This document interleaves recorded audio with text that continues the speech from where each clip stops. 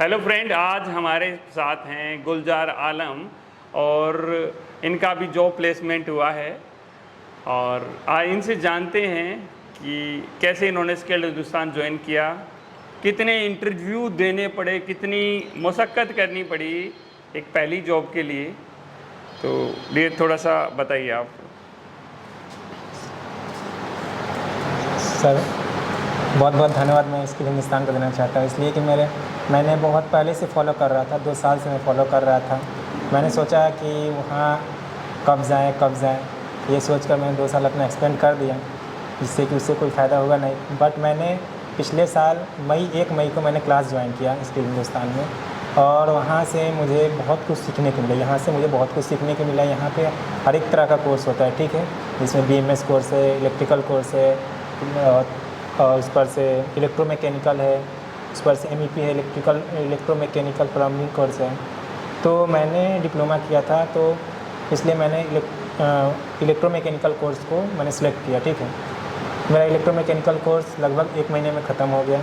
1 महीने से पहले 27 से 28 दिन के बाद मुझे जॉब प्लेसमेंट मिल गया। मैंने फर्स्ट ही इंटरव्यू क्वालीफाई कर लिया।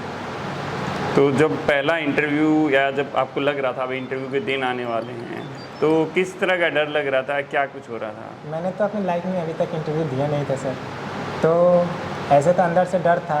बट जब मैंने इंटरव्यू के सामने बैठा, उसने जो क्वेश्चन किया सेम वही क्वेश्चन किया जो यहाँ से हमको पढ़ाया गया था, बताया गया था, प्रैक्टिकल जो करवाया गया था वही हमसे पूछा गया वहाँ पर थ्योरिकल बस, और वही सेम चीज़ कंपनी में प्रैक्टिकल होता है, वही काम होता है। तो कितने दिन हो गए जॉब करते करते भी आपको? अरे मैंने तो 1 जून को जॉब ज्वाइन किया था। ऐसे तो मैंने 28 तारीख को इंटरव्यू दिया था, 28 तारीख को मेरा सिलेक्शन हो गया था, बट मैंने 1 जून को ज्वाइन किया। आज 4 जून है, 4 दिन हो गए। 4 दिन हो गए। तो क्या क्या चीज़ें, मतलब कुछ डर लगा चीज़ों को करने में या? डर तो नहीं लगा, यहाँ पहले मतलब कभी किया नहीं था, तो यहाँ जो मतलब करने को मिला था, जो यहाँ पर सिखाया गया था, इंडस्ट्री में सेम वही काम होता है, दूसरा कोई काम नहीं होता। हाँ, यहाँ पे इंडस्ट्री वाली ही मतलब जो भी कोर्सेज है या फिर जो भी बताया जाता है, सब वही बताया जाता है जो इंडस्ट्री में होता है। तो जैसे कि भाई आपने पहला दिन आपने बोला कि 2 साल आपको लग गए ज्वाइन करने में, तो अभी कितना गिल्ट लग रहा है यार, क्यों मैंने अपने 2 साल बर्बाद कर दिए? जी अभी तो गिल्टी फील हो रहा है, बट क्या कर सकते हैं। अगर 2 साल पहले अगर आपने ज्वाइन किया होता तो आज किस पोजीशन पे होते आप?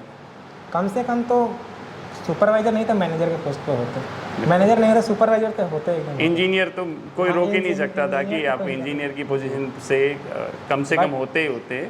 अब कोशिश करूँगा कि 6 महीने या साल भर के अंदर अंदर ही सुपरवाइज़र का पोस्ट नहीं 3 महीने के अंदर अंदर ही सुपरवाइज़र का पोस्ट लेना है, ठीक है। और देखो मिनिमम बोलते हैं कि 3 महीने से 6 महीने के अंदर अंदर आपको एक सुपरवाइज़र की पोजीशन ले लेनी है, और वही चीज़ आपको फिर और आगे गो थ्रू करेगी और आपको लेके जाएगी।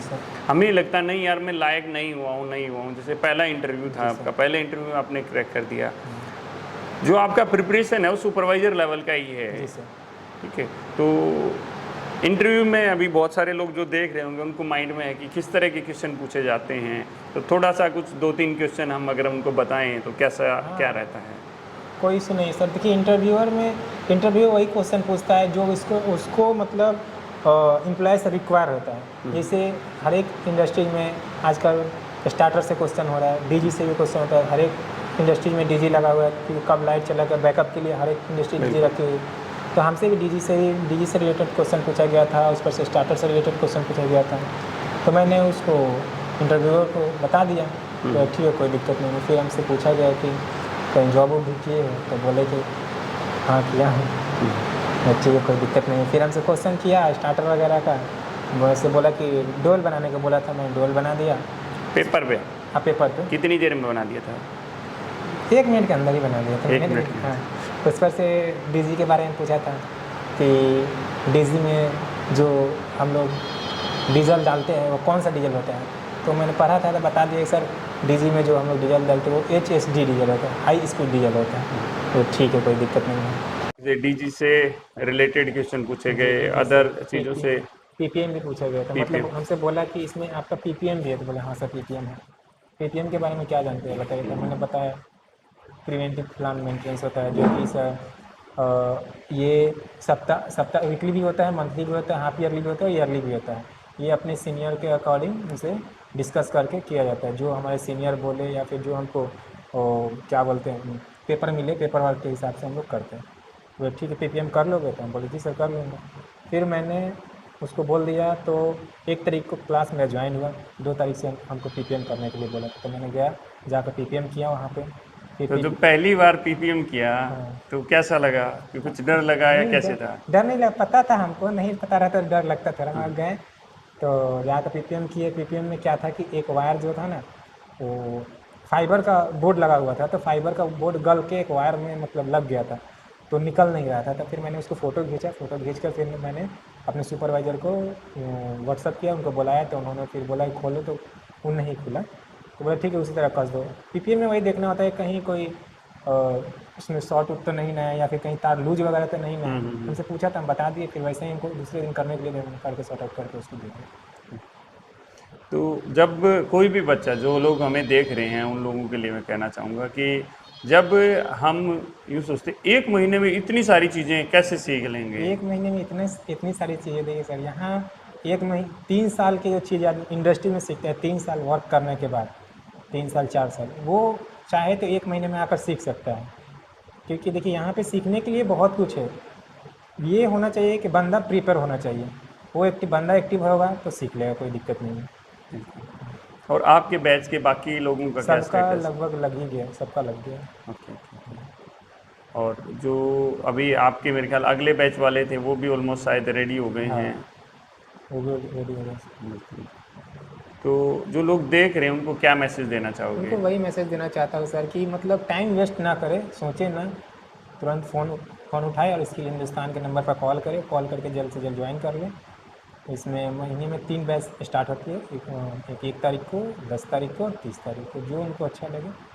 तो आप अपने किसी फ्रेंड को रिकमेंड करना चाहोगे, बोलना चाहोगे भाई क्यों बैठा है वहाँ पे, जल्दी ज्वाइन कर? मैं तो कौन सा दोस्त है आपका जो प्रोडक्शन में या नॉन टेक्निकल में कहीं लगा हुआ है? दोस्त तो है, मैंने कॉल किया हूँ उसको, बताया हूँ, हाँ, बोले ठीक है मैं पापा से बात करके बताऊँगा। हाँ। तो मैंने दोस्त आने का से पहले क्या नाम है उसका?